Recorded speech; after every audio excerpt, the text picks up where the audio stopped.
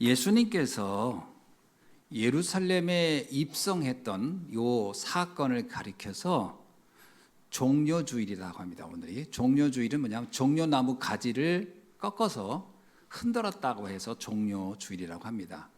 이 종려나무의 뜻은 승리하다라는 말이 있어요. 승리하다. 그리고 또 하나는 거룩하다, 이런 뜻을 가지고 있습니다. 그래서 굉장히 훌륭한 사람이 올 때 환영하는 도구로 종려나무 잎사귀를 잘라서 그거 가지고 흔들거나 길에다 깔아주는 그런 문화가 유대인들에게 있었습니다. 자, 오늘 말씀은 그러면 그냥 우연히 이런 일이 일어났느냐? 그렇지 않습니다. 이 일은 우연히 일어난 게 아니고 예수님이 이때 오셨기 전에, 그러니까 예수님이 이렇게 오셔서 예루살렘에 올라가서 이제 그 나귀를 타고 올라가기 전에 몇 년 전에 이런 말씀이 있었냐면 520년 전에, 꽤 오래전이죠. 520년 전에 스가랴라는 선지자가 이미 이 말씀을 알려줬어요. 예언을 한 거예요. 그 스가랴 9장 9절에 보면 이렇게 말씀하고 있습니다. 시온에 따라 크게 기뻐할지어다. 예루살렘에 따라 즐거이 부를지어다. 보라, 네 왕이 내게 임하시나니 그는 공의로우시며 구원을 베푸시며 겸손하여 나귀를 타시니 나귀의 작은 것 곧 나귀 새끼니라. 요 말씀이 예수님이 오시기 520년 전에 예언하신 말씀입니다. 그럼 이때가 언제냐? 이때가 이스라엘 백성이 바빌론으로 포로로 끌려갔다가 70년 있다가 해방이 됐어요. 그때 페르시아의 고레스 왕이 해방을 시켜준 겁니다. 그 페르시아가 지금 이란이에요, 이란. 그 왕이 보내줬어요. 그래서 이스라엘 백성이 돌아왔습니다. 와서 이들이 성전을 재건하려고 하는데 성전을 재건할 수가 없었어요. 여러 가지 문제가 많이 있어가지고 바로 이때 스가랴 선지자가 이 말씀을 그때 기록한 겁니다. 그러니까 당시의 상황을 보면 모든 것이 없고, 그리고 뭔가 할 수 있는 일도 없고 막히고, 모든 것이 불안하고 막막하고, 그리고 미래에 대한 두려움이 가득할 때 주신 말씀입니다. 자, 그래서 오늘 말씀에 이 나귀를 타고 들어오시는 구원자는 우리 인생의 모든 문제가 답답하고 막막할 때 그 답으로 주신 말씀인 줄 것입니다. 그래서 우리가 잘 기억하셔야 돼요. 우리 인생 문제의 답이 오늘 이 말씀 속에 있구나. 오늘 이걸 찾으셔야 되겠습니다. 예수님께서 일어난 일들은 성경을 보면은 우연히 일어난 게 아무것도 없어요. 고린도전서 15장 3절로 4절에 보면 이런 말씀이 있어요. 예수님이 이 땅에 오셔서 죽은 일도 성경대로 된 것이고 그분이 3일 만에 부활한 것도 성경의 기록대로 된 것이다. 어떤 것도 말씀과 무관하게 된 건 아무것도 없다. 자, 그렇다면 여기서 우리가 한 가지를 굉장히 중요한 깨달아요.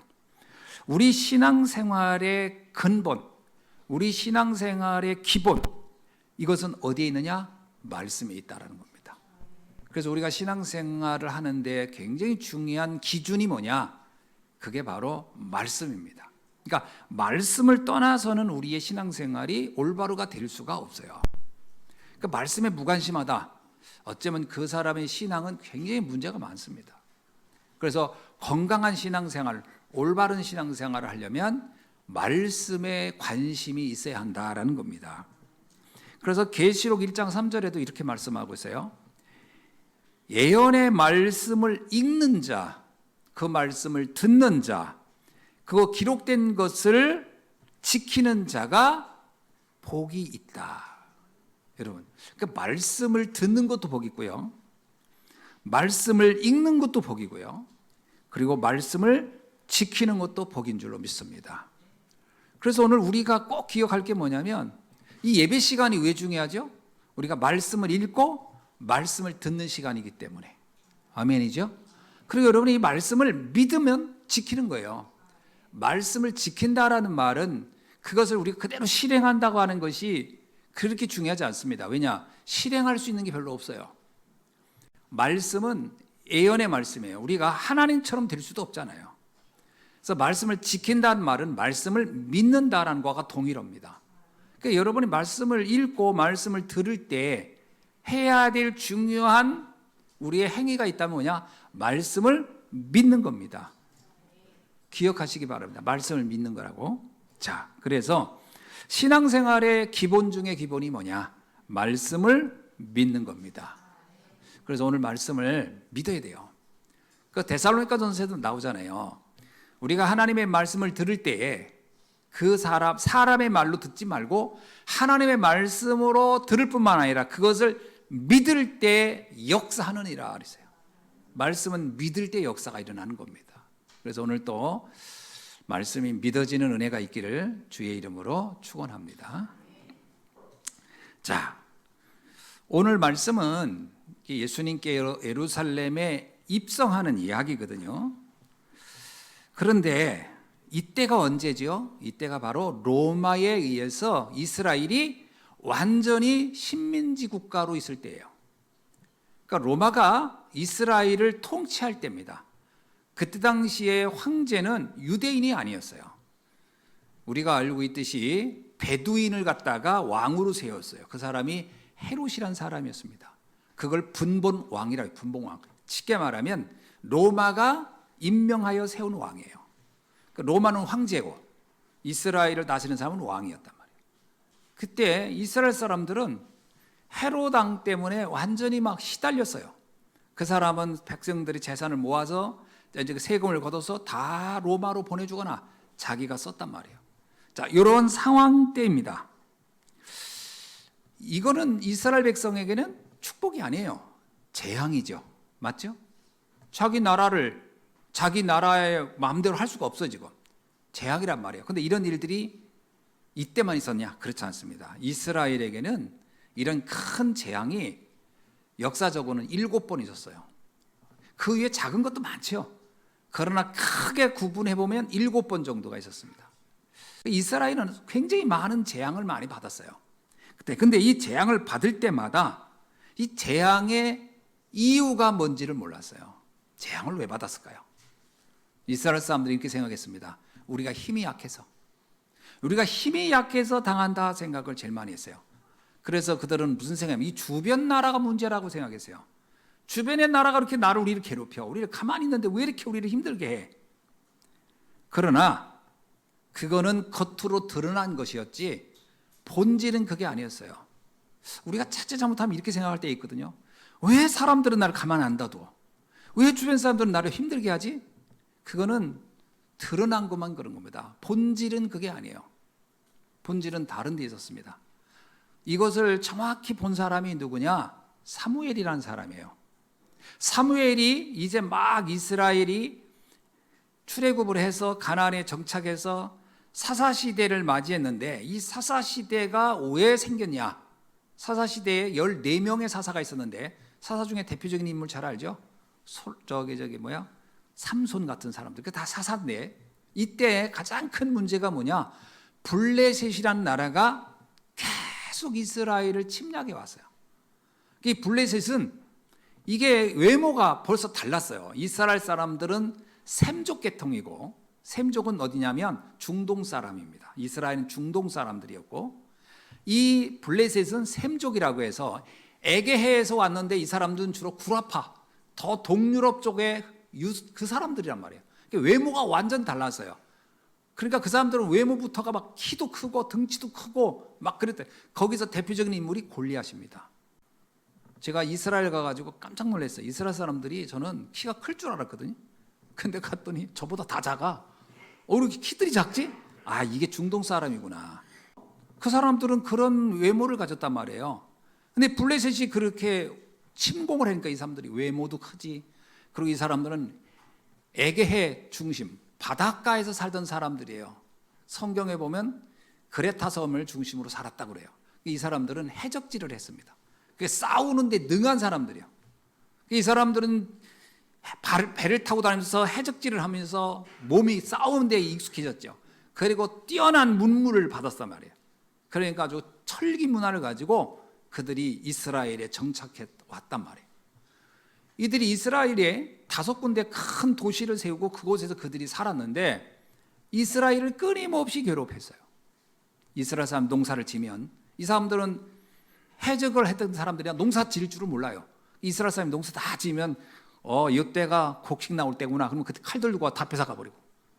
이스라엘이 미치겠는 거예요, 이게. 아니 왜 우리가 농사만 짓고 나면 이놈들이 다 뺏어가지? 저 블레셋 저것만 없으면 좋겠다 막 그랬는데 그때 사무엘이 이런 얘기를 합니다. 이스라엘 백성들에게 여러분 이 문제가 블레셋 탓이 아니에요. 잘 봐라. 하나님이 우리에게 왜 가시를 주었겠냐? 그건 블레셋 문제가 아니고 우리 문제다. 우리가 여기 와서 지금까지 하나님을 정말 올바르게 바르게 섬긴 적이 있느냐? 이 가나안 민족의 그 문화를 다 받아들이고 겉으로는 신앙인 것 같은데 본질은 불신자하고 똑같은 수준에 살고 있는데 이러니 문제가 이게 영적인 문제다. 이게 해결되겠냐? 이게 사무엘이 외쳤던 얘기입니다. 그래서 미스바로 다 모여라. 안 되겠다. 하나님의 말씀을 붙잡고 우리가 다시 원래 근본으로 돌아가야 된다. 그게 회개 운동을 시작한 것이 미스바 운동입니다. 그러니까 사무엘이 정확히 본 거예요. 문제가 올 때 이 문제를 외부에서 보지 말고 이 문제가 올 수밖에 없는 내부의 내 문제를 보자. 로마가 왜 침공했을까요? 이스라엘이 로마가 침공할 수밖에 없는 그들의 영적 상태가 이미 다 준비되어 있었어요. 이게 문제인 걸 이들은 몰랐다라는 거예요. 그러니까 유대인들은 늘 로마 탓을 했어요. 과거에는 아수르 탓, 바벨론 탓, 헬라 탓, 그리고 이제는 로마 탓. 계속 주변 국가만 탓을 하는 거예요. 그러면서 뭐라고 하냐면 우리는 왜 이렇게 고통이 많은 거야? 근데 성경을 보니까 뭐라고 하냐? 하나님이 너를 이 모든 민족 중에 뛰어난 민족이 되게 하겠다고 했거든요. 근데 왜 하나님 말씀하고 우리하고는 안 맞는 거야? 이러면서 이들은 계속 힘들어했던 거죠. 예수님 당시에도 이렇게 생각합니다. 로마가 문제다. 저 로마를 무찌를 사람이 필요해. 그래서 그들의 메시아가 어떤 메시아냐? 로마를 없앨 수 있는 영웅, 로마를 지배해 로마의 그 압제에서 해방시킬 지도자. 우린 이런 메시아가 필요해. 정치적인 영웅을 필요로 한다라고 했어요. 그래서 그들은 매일 그 생각했어요. 정치적인 영웅, 뛰어난 인물이 언제 오려나. 그러다 보니까 주변에 소식이 들리는데 저 나사렛 갈릴리 출신의 어떤 사람이 뭔가 좀 이상한 사람이 있어. 뛰어나. 뭔가 막 대단한 일을 한대. 그러자 이 이스라엘 백성은 생각한 거야. 우리가 바라던 그 사람이 아닐까? 야, 저 사람은 막 겁도 없어. 막 뭐 무서워하지도 않아. 야, 대단하다. 우리가 그 사람을 메시아로 인정하자. 사실은 그런 생각이 있을 때입니다.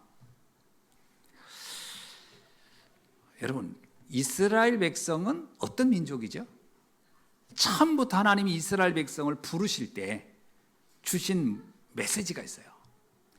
창세기 12장 1절로 3절에 보면 아브라함을 부르시면서 주신 메시지는 엄밀하게 말하면 이스라엘 민족에게 그 이스라엘이 민족으로 만들어지는 태동기에 주신 메시지입니다.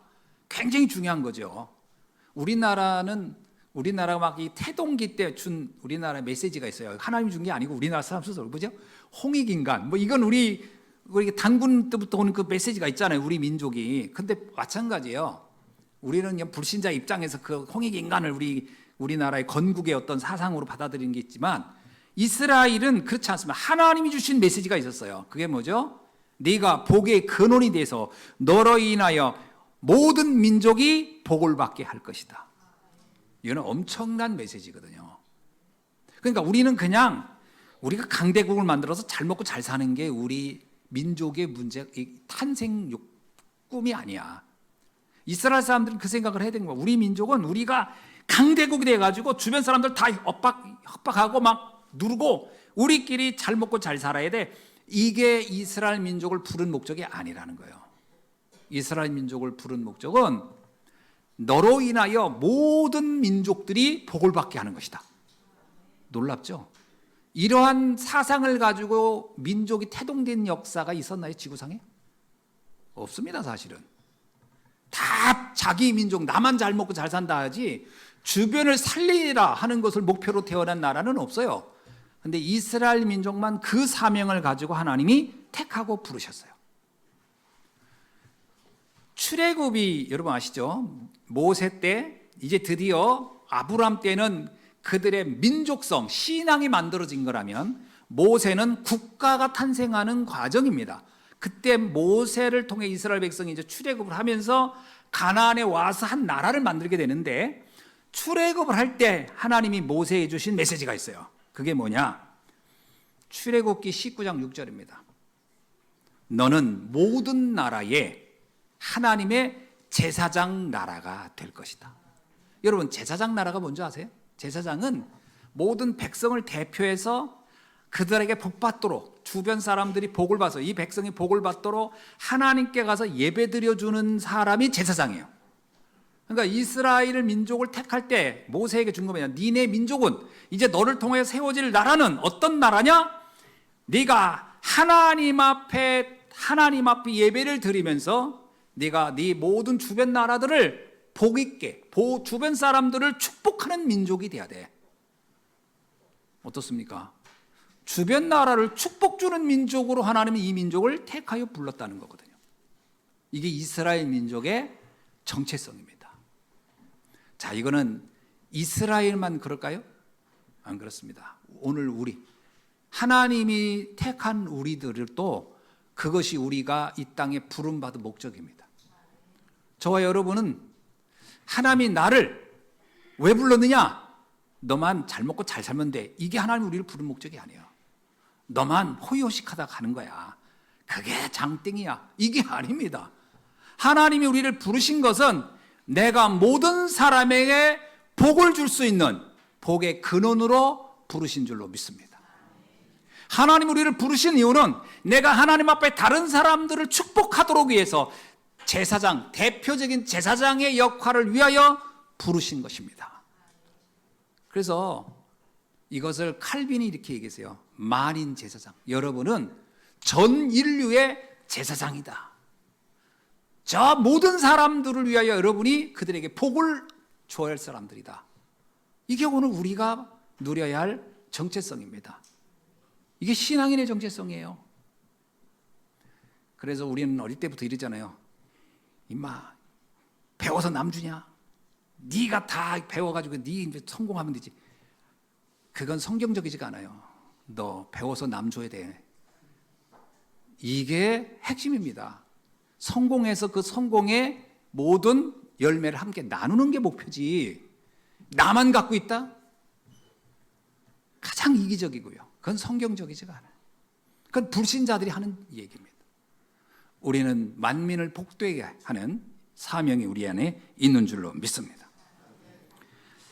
그래서 하나님은 이렇게 말씀해요. 너희가 복을 받을 수 있는 길이 있다는 거예요. 어떻게 복을 받느냐? 신명기 28장 1절로 6절에 나왔습니다. 여기에요. 하나님이 이렇게 말합니다. 이스라엘 백성에게.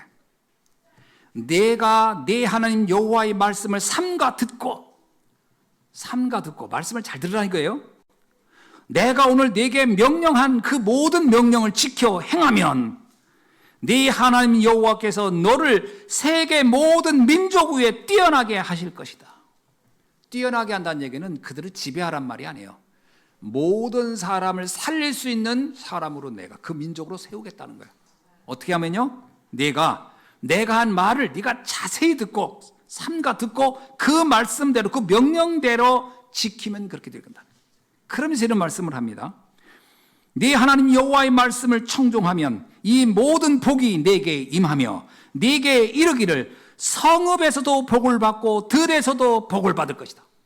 성읍에서 뭐야? 네가 안에 있을 때, 집 안에 있을 때도 복을 받고 네가 현장에 나갔을 때 어디든지 가도 복을 받을 것이다. 그러면서 뭐라고? 네 몸의 자녀도, 네 토지의 소산도, 네 짐승의 새끼도, 소와 양의 새끼도 복을 받을 것이다. 여러분, 내가 복의 근원이 되면요, 내 주변에 있는 저 동물들까지, 식물까지 다 복을 받게 된다는 거예요. 이렇게 실제로 복을 준 사람이 누군지 아세요? 요셉입니다. 요셉이 보디발 집에 갔을 때, 요셉이 무슨 보디발 집을 막 지배하고 거기에 막 그 주인을 뒤집어 엎어가지고 제가 주인이 되고 이런 게 아니고요. 요셉이 거기서 하나님의 말씀을 순종하고 있으니까 어떻게 다 요셉이 복의 근원이 돼서 보디발 집의 채소까지 복을 받았다. 거기에 짐승들까지 다 복을 받았어요. 그래서 보디발이 이럽니다. 이야, 어떻게 너 같은 사람이 있냐? 정말로 대단하다. 내가 하나님이 너와 함께하는 걸 내가 보겠다. 그래서 실제 이 복의 비밀을 누렸던 사람이 요셉입니다. 그러면서 이렇게 얘기해요. 네 광주리의 떡과 반죽 그릇이 복을 받을 거예요. 여러분, 여러분의 그릇도 막 반죽 그릇, 막 밀가루를 막 이렇게 하는데도 그것도 다 복을 받을 거지. 음식 먹는 것도 다 복이 되는 거예요. 어떤 사람은 먹으면 다 독이 되는 사람이 있어요. 먹고 얹히고 난리죠. 그러면서 내가 들어와도 복을 받고 나가도 복을 받을 것이다. 근데요, 그 다음에 말씀이 재밌어요. 그 말씀을 쭉 하다 마지막에 이런 얘기해요. 그러나 만약 내가 내 말을 순종하지 않고 내 명령을 거역하면, 이 말 다 뒤집었어요. 뭐라고 나오냐면요, 이렇게 나옵니다. 들에 가도 저주를 받고 성 안에 들어와도 저주를 받을 것이고, 네 떡 반죽 그릇도 저주를 받고 네 새끼 양도 저주받고 다 저주래요. 그러니까 이게 완전 반대가 될 수 있다는 거예요. 뭐에 따라서? 하나님의 말씀을 어떻게 청종하냐에 따라서. 이 말은 단순히 율법을 잘 지키라 이 말이 아닙니다. 하나님이 내게 주신 사명, 우리를 부르신 그 사명을 잊지 않으면 그렇게 된다는 겁니다. 아멘. 자, 우리 옆 사람한테 인사합시다. 당신은 복의 근원입니다. 좀 표정을 좀 이렇게 좀 부드럽게 하고 이렇게 좀 실제적으로 좀 믿으면서 해서요. 이렇게 복의 근원 같지가 않은데 봐도 이러지 말고 당신은 복의 근원입니다. 다 해보세요. 다 같이 시작. 이렇게 복을 빈 적이 별로 없잖아. 자, 당신이 모든 사람을 복되게 할 것입니다. 시작. 믿으시기 바랍니다. 예. 이건 하나님 말씀이에요. 그러니까 이걸 안 믿으면 어떻게 되냐? 생각해 보세요. 내가 받은 모든 문제의 원인이 내가 이 복을 누리지 못했기 때문에, 이 축복을 누리지 못해서 생긴 거라고 봐야지, 다 저 사람 탓이고 세상 탓이고 뭔 탓이고 그러면요 계속 원망불평. 그러니까 들어와도 문제고 나가도 문제고 떡반죽도 문제고 새끼 양도 문제고 다 문제가 되는 거예요. 우리에게 주신 사명을 올바로 깨닫는 날이 되길 주의 이름으로 축원합니다. 자, 이런 유대인들의 이러한 생각들이 그러면 이게 올바로 됐었냐? 놀랍게도 그렇지 않았습니다. 유대인들은 하나님은 이 말씀을 주셨는데 이들은 이 생각이 이렇게 말씀대로 가지 않았어요. 유대인들은 예수님 당시까지도 모든 문제의 원인을 주변 탓을 했어요. 세상 탓을 하고. 그게 문제였던 겁니다. 자, 대표적으로 한번 봅시다. 예수님 당시에 예수님이 이제 많은 역사를 일으키니까 예수님을 바라보는 사람들마다 생각에 있었겠죠. 그 중에 유대교 지도자들은 어떤 눈이었을까? 유대교 지도자들은 예수님을 어떻게 봤을까 하는 겁니다. 야, 예수님이 와서 한 말씀을 듣더니 우리가 뭔가 많은 문제가 있구나. 우리가 형식적인 예배를 드렸구나. 예수님 그러잖아요. 기도할 때 그렇게 사거리에서 그렇게 남들 보려고 흉내내면서 하는 척하면서 기도하지 말라고, 골방에 들어가서 여호와께 기도하라. 뭐 이런 얘기도 했고요. 그리고 너희들이 복을 그렇게 이상하게 막 돈 버는 게 복이고 성공하는 게 복이, 그게 아니다. 하나님의 말씀대로 사는 게 복이다. 그러면서 복 얘기도 계속하고요. 이런 얘기를 쭉 하시면서 병든 자도 치유하고 막 질병 고통당하는 자 해방하고 이런 일을 했단 말이에요. 그러면 유대 지도자가 정상적이었으면 어떻게 봤을까요? 그거를? 야, 우리가 뭔가 좀 영적인 걸 놓쳤구나. 이렇게 봐야 되는데 유대 지도자들은 그렇게 보지 않았어요. 뭐라고 봤어요? 아니 저 인간이 왜 자꾸 와가지고 우리 보고 자꾸 뭘 잘못했다고만 자꾸 저렇게 하는 거야. 우리가 뭘 잘못했는데, 우리가 뭐가 잘못됐는데, 내가 뭐가 잘못됐는데, 잘 먹고 잘 사는 게 복가 아니요? 막 이렇게 생각한 거예요. 그래서 예수님이 이렇게 얘기합니다. 안식일에 누군가가 죽어가는 사람이 있다고 하자. 그 사람을 돌봐주고 살리는 게 안식일 아니겠냐? 하나님은 그 안식일에 사람을 살리라고 한 것이지 안식일 행위 자체를 잘 지키라고 한 거 아니다. 그 안식일의 주인은 하나님이시고 막 이런 얘기를 해요. 유대인들이 볼 때 맞는 얘기야 이렇게 생각 안 하고요. 안식일을 없애란 얘기야 저거? 저런 싸가지 없는 인간을 봤나? 이렇게 본 거예요 이들이. 그리고 뭐라고 했냐, 예수님이 또 예루살렘 성전, 너희들이 성전 재워놓고 그거 가지고 호요식하면서 잘 먹고 잘 살려고 하느냐? 그 하나님 왜 성전을 줬겠냐? 그러면서 막 성전의 형식과 그들이 성전을 가지고 돈 장사하고 막 이런 걸 막 해서, 그리고 예수님이 어떻게 했어요? 예루살렘 그 성전 가가지고 막 다 뒤집어 엎고 막 그랬단 말이에요. 이때부터 이 사람들의 마음속에 맞아, 우리가 성전에서 이렇게 하면 안 돼. 하나님께 예배를 제대로 드려야 돼. 이렇게 한 게 아니에요. 뭐라고 하냐면 성경에 그렇게 나와요. 어떻게 하면 예수를 죽일까? 저 인간을 어떻게 없앨까를 생각하기 시작했다. 참 무서운 겁니다. 사람들이요, 문제가 있음을 알고 반성하고 회개하고 갱신하는 사람이 있는가 하면 끝까지 자기를 옹호하고 나는 틀리지 않았어, 난 옳아, 그리고 나한테 이런 말을 하는 네가 잘못됐어 라고 하는 사람들이 있고, 유대인들은 철저하게 이 지도자들은 후자였어요. 예수님의 말씀을 하나도 받아들이지 않았어요. 도리어 자기들을 향해 공격한다고 여겼고, 나를 책망한다고 여겼고, 나에게 도전한다고 생각하고, 나의 기득권을 흔든다고 생각했어요. 그래서 예수를 살려둘 수 없다, 저 예수를 죽여버려야 되겠다. 그들은 그날부터 예수를 어떻게 하면 죽일까를 고민하기 시작하고, 그들이 팀을 이루기 시작합니다. 바리새인, 서기관, 제사장 다 한 팀이 돼가지고 서로 생각은 좀 달랐어요. 그러나 목적은 같았어요. 우리의 이익을 공격하는 자라고 생각했어요. 예수님께서 아까 우리 영상에도 봤지만 예루살렘에 말 타고 나귀 타고 올라갔잖아요. 많은 사람들이 호산나 막 그렇게 찬양을 했습니다. 그때 바리새인들이 뭐라고 한지 아세요? 요한복음 12장 19절에 나오는데 이렇게 말합니다. 쓸데없는 짓을 하는구나 저것들이. 저 어리석은 것들이 쓸데없는 짓을. 아니 예수님한테 호산나 하고 막 하니까 이들이 뭐라고 하냐면 저 쓸데없는 짓을 하고 있다는 거예요. 저 멍청한 것들이. 예? 내가 좀 있으면 쟤 죽여버릴 건데 뭘 왕이라고 저 헛소리 하고 있어. 야, 진짜 정말 대단하죠. 예. 자, 이게 그 당시 유대인 지도자들의 모습입니다. 정말 이게 우리도 모르게요, 틀린 망대, 틀린 나의 동기, 야망이 내 안에 꽉 차버리면 뭐가 옳은지 뭐가 잘못된지 이것 잘 구분 못해요. 말씀이 뭐라고 하느냐 관심 없습니다. 내 관심만 있어요. 내 이익만 있고 내 주장만 있어요. 이렇게 되기 쉽다라는 거예요. 자, 그 다음에 예수님을 따랐던 사람들은 어땠을까요? 예수님을 또 열심히 따른 사람이 있어요. 어디까지요? 자, 가이사라 빌립보까지 따라간 사람들이 있어요. 예수님이 가는 데는 다 따라가는 사람이 있어요. 가끔 그런 사람이 있잖아요. 하여튼 신앙은 열심으로 하는 사람이 있어요. 뭔가 열심 득심을 해요. 근데 그게 그 중심도 그럴까? 그 중심은 어떤 생각으로 저럴까? 확인해 볼 필요가 있겠죠. 예수님을 열심히 따라다니는 사람들이 있는데 마태복음 16장에 보면 예수님 어느 날 자기를 막 엄청나게 막 예수님을 막 그냥 막 대단한 사람처럼 여기고 따라오는 사람들을 볼 때 예수님이 불안하게 여겼어요.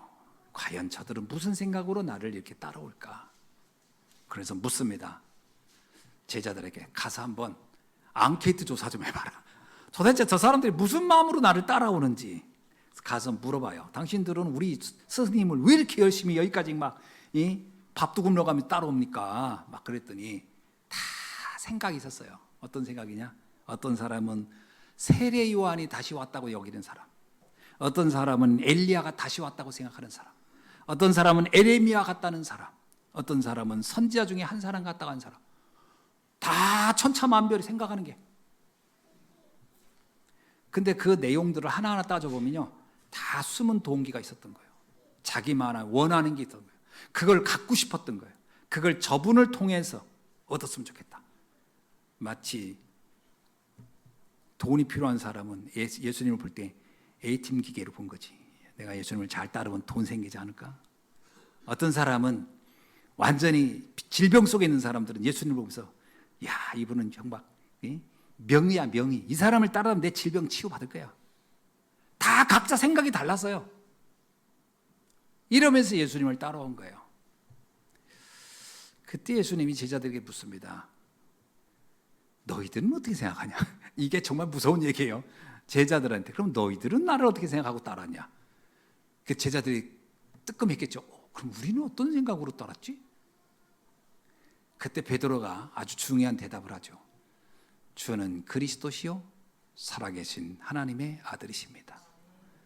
우리는 주님을 통해서 무슨 부귀영화를 얻으려고 한 것도 아니고, 우리가 무슨 질병을 고치려고 한 것도 아니고, 우리가 주님을 따라온 목적은 주님이 그리스도이셨기 때문에 따라왔습니다. 그 말을 한 게 베드로예요. 그 예수님이 얼마나 그게 감동이 되는지. 바요나 시모나. 바요나는 뭐예요? 그 집안이에요, 집안. 바요나 집안. 네 집안을 대표해서 이 시모나, 너가 정말 복 있는 사람이다. 니네 집안에서 너같이 복 있는 사람이 없다 이거지. 그러면서 이것을 알게 한 것은 혈육이 아니다. 하늘에 계신 내 아버지께서 알게 했구나. 그러면서요, 베드로에게 엄청나게 축복하는 장면이 나옵니다. 예수님을 어떻게 보느냐, 아주 중요한 거예요. 자, 자칫 잘못하면요, 예수님을 정말 다르게 볼 수 있는 확률이 굉장히 많거든요. 오늘 예루살렘에 모여있던 군중들은 그럼 예수님을 어떻게 봤을까요?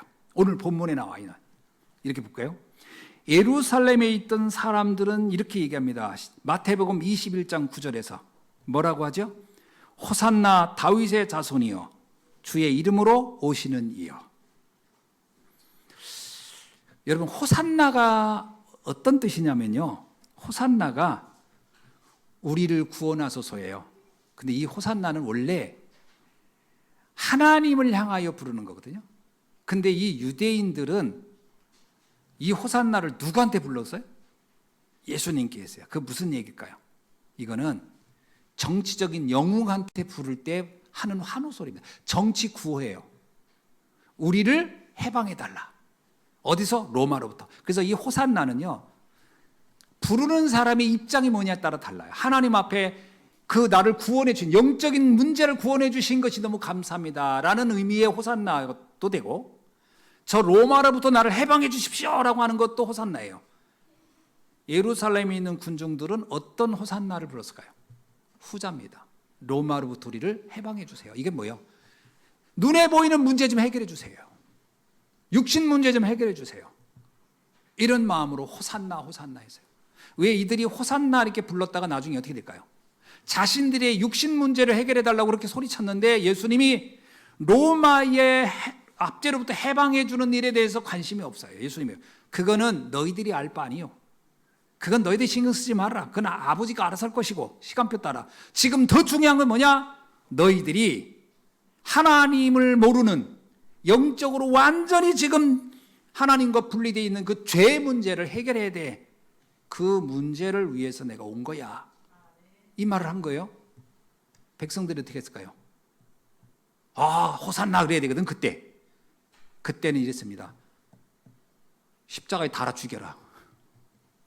완전히 입장이 바뀌어요. 그렇게 호산나 했던 사람들이 완전히 돌변해가지고 예수를 십자가에다가 못을 박아버려라. 그리고 돌변했어요. 이 사람들의 관심은 영적인데 관심이 하나도 없었어요.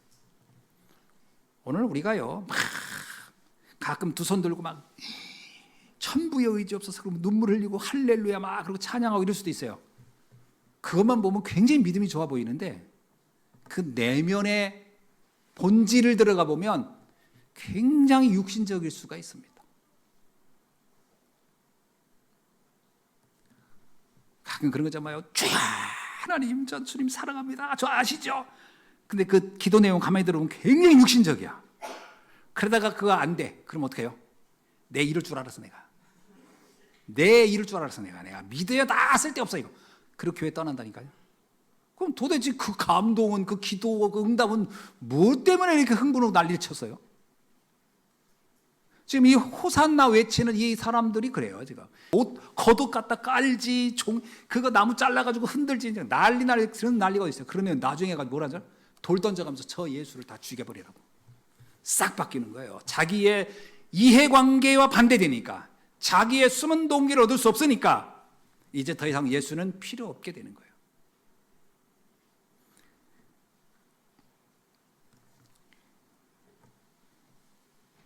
(11절에) 보면요, 예수님을 어떻게 바라보는지를 본질적으로 잘 나타냅니다. 제일 마지막 11절 읽어봅시다. 시작.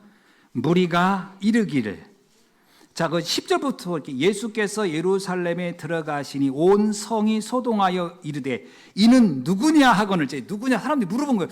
도대체 두 사람이 누군데 너희들 이렇게 흥분하냐라고 했어. 그때 뭐라고 대답해요? 무리가 이르되 갈릴리 나사렛에서 나온 선지자 예수라 하니라. 이게 굉장히 재미났어요. 봐, 예수님 출신을 얘기해요. 예수님은 어디 출신이라는 얘기예요? 갈릴리 출신이야. 갈릴리가 그때 당시 이스라엘 백성, 유대인들이 볼 때는 어디예요? 자, 가장 변방이에요. 변방. 저 변방에서 나세렛, 그것도 나세렛, 변방에서도 가장 가난한 사람이 사는 데가 나사렛이야. 그 나세렛에서 누가 나왔어요? 선지자가 하나 나왔다는 거예요. 그게 이스라엘이 뭐냐? 기대가 되는 거예요. 아니, 뭐 이런 표현입니다. 야, 저 완전히 저 쓰레기 같은 데서 장미가 폈어. 이건 뭔가 기대할 만해. 뭔가 대단한 인물일 수 있어. 이렇게 생각한 겁니다.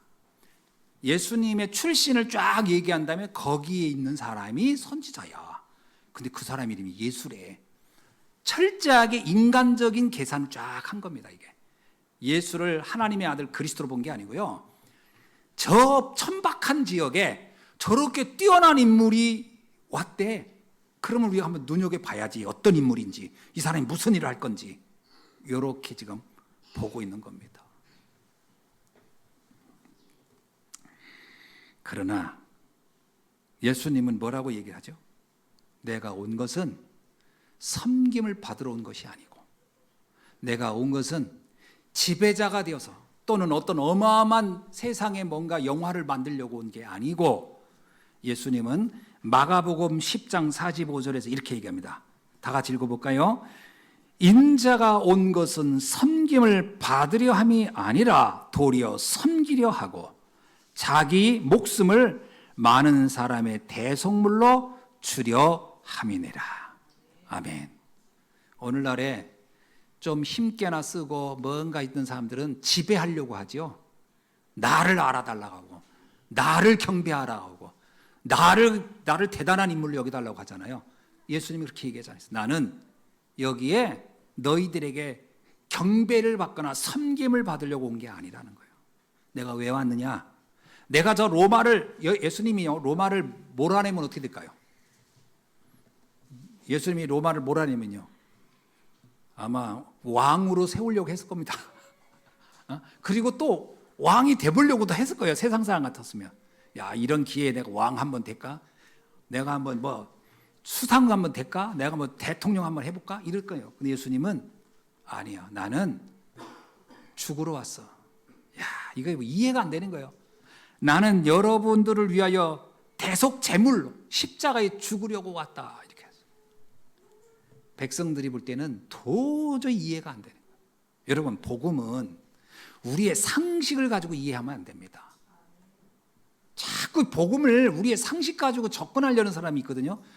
끝끝내 못 알아들을 겁니다. 복음은 상식으로 깨닫는 게 아니에요. 영적인 비밀인 겁니다. 예수님이 그러잖아요. 네가 대접을 받고 싶으냐? 그러면 저 말석으로 가라. 잘 보세요. 저 말석 제일 낮은 데 가이라. 그래서 사람들이 너를 정말 존경하고 너를 인정해서 그래도 좀 당신은 이렇게 우리 앞에 좀 서주세요. 그것이 진정으로 존경받는 것이 아니겠냐? 근데 내가 나 이 정도 되니까 나 상석에 앉아서 내가 좀 명령 좀 해야 돼. 그러면 그거 오래 못 갈 것이다라는 거예요. 우리가 복음을 이해하는 것은요, 완전 우리가 알고 있는 상식과 반대입니다. 주님은 이 땅에 지배자로 오신 게 아니에요. 십자가의 죽으심으로 섬기러 오신 거예요. 그래서 우리 성도들의 신앙생활이 뭘까요? 내가 뭔가를 이렇게 좀 인정받으려고 하고 대우받으려고, 그건 내가 볼 때 크리스찬의 자세는 아닙니다. 크리스찬의 자세는 섬김의 자세야 돼요. 어떻게 섬길까요? 그냥 먹을 것 갖다 주고 이런 겁니까? 그런 섬김이 아니에요. 예수님이 사람들 먹을 것 주고 막 한 그 섬김을 말한 게 아니에요. 나를 통하여 모든 민족이 복을 받게 하는 거예요. 나를 통하여 모든 사람이 살아나도록 하는 거예요. 이게 섬기는 일입니다. 그래서 여러분, 우리는 꼭 기억하십시오. 나는 살리는 사람이다. 아멘. 성도는 살리는 사람이에요.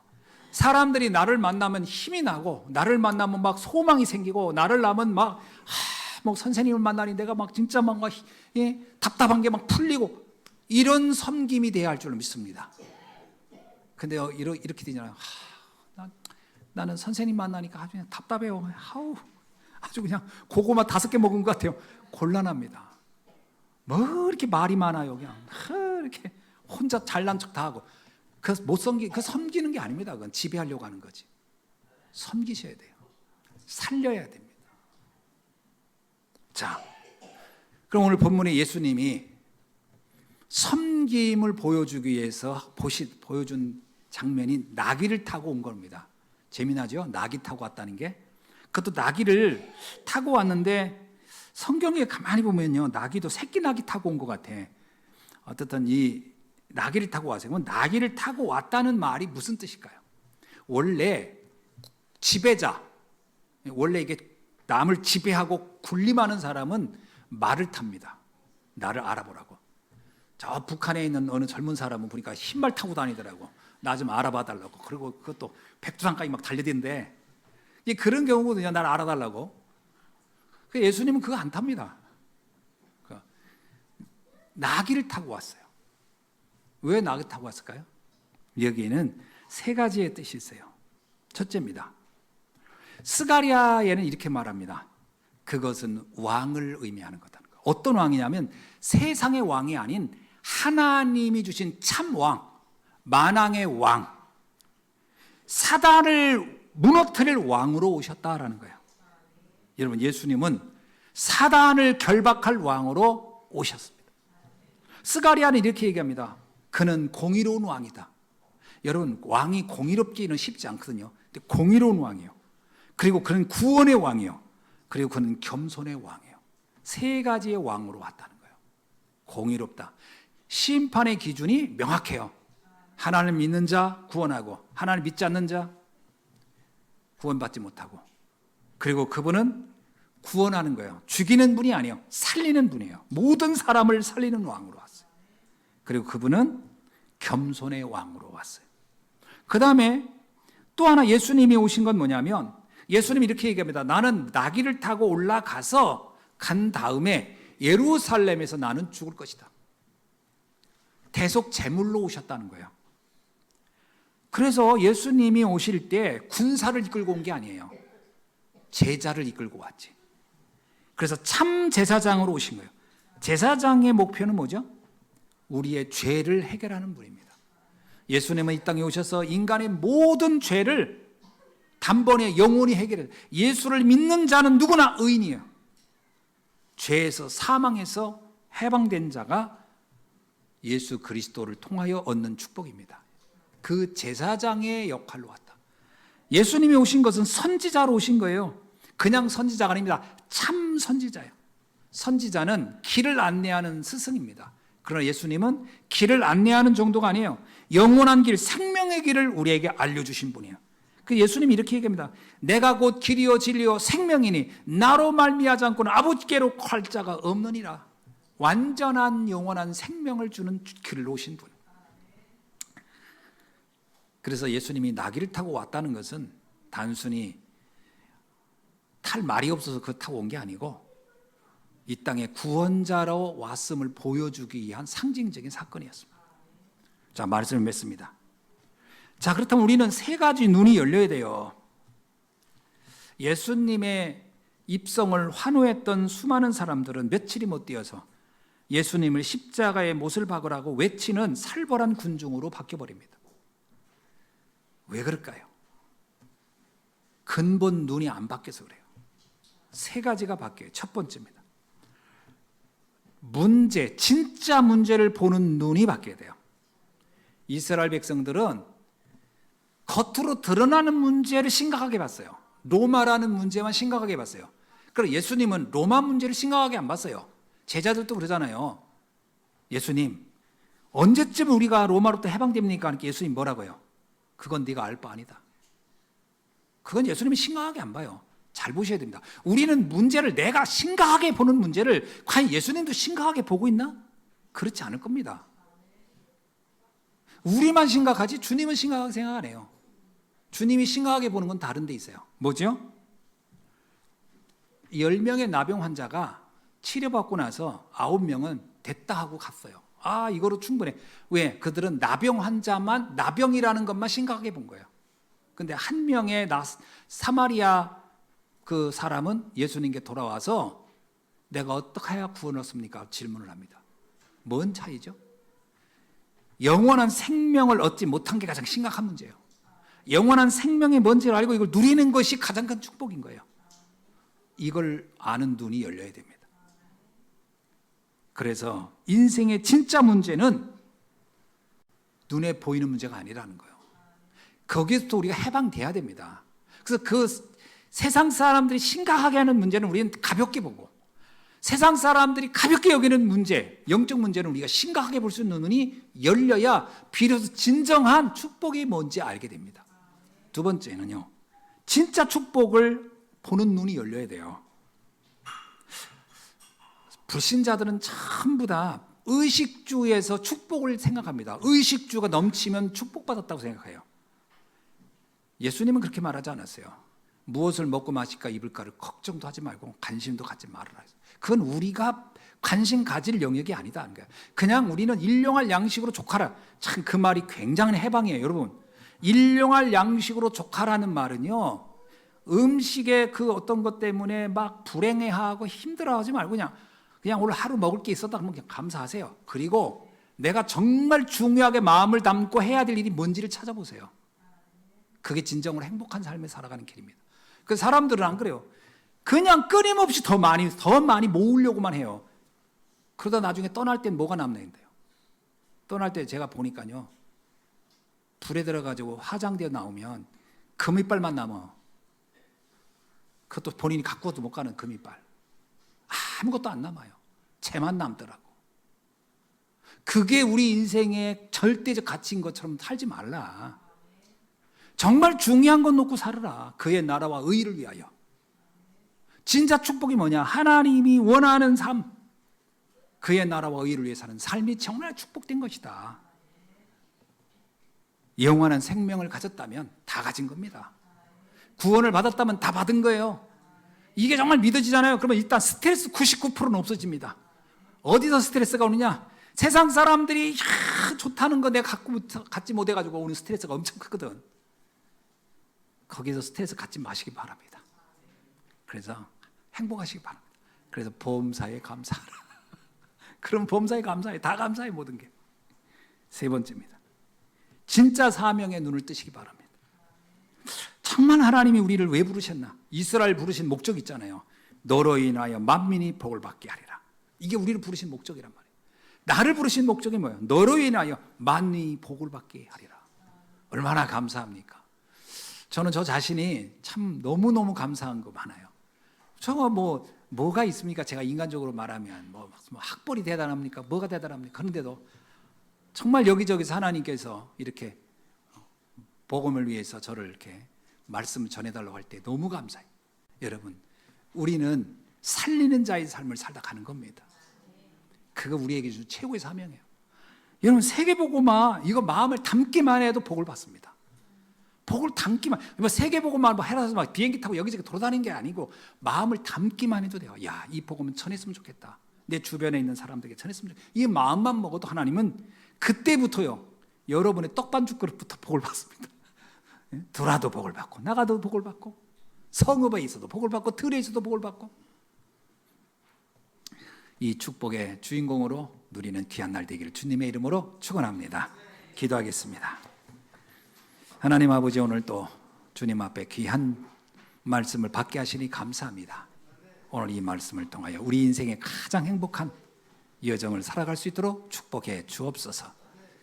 주님께서 나귀 새끼를 타고 예루살렘에 입성한 그 놀라운 은혜의 사건을 오늘 우리들의 믿음의 색깔로, 믿음의 고백으로 받게 하여 주시고, 우리들도 그 안에서 정말 겸손한 살리는 전도자의 삶을 살아갈 수 있도록 축복해 주옵소서. 주 예수 그리스도의 이름으로 기도하옵나이다. 아멘.